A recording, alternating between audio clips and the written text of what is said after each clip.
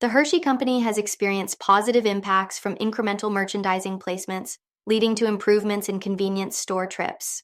They anticipate strong innovation in the second half of the year, including a major Reese's brand launch expected to be their biggest yet. International markets like Brazil and India have shown growth due to successful media activation and distribution wins. The company has a robust innovation pipeline, aiming for a 10% increase in business and a 100 basis point share gain.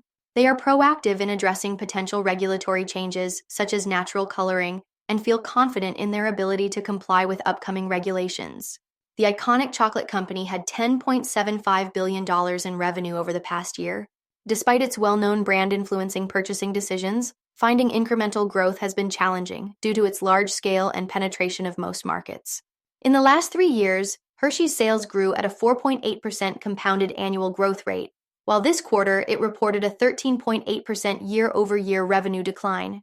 Overall, analysts expect revenue to grow by 7.4% over the next year, suggesting new products will improve performance. In the broader landscape, the Hershey Company expects significant negative impacts from tariffs, potentially costing up to $100 million per quarter for Q3 and Q4. This will lead to a decline in gross margin by around 700 basis points in Q2 due to tariff components and increased expenses. There is uncertainty about how tariffs will affect the company and if they can mitigate the impact through government action or other measures.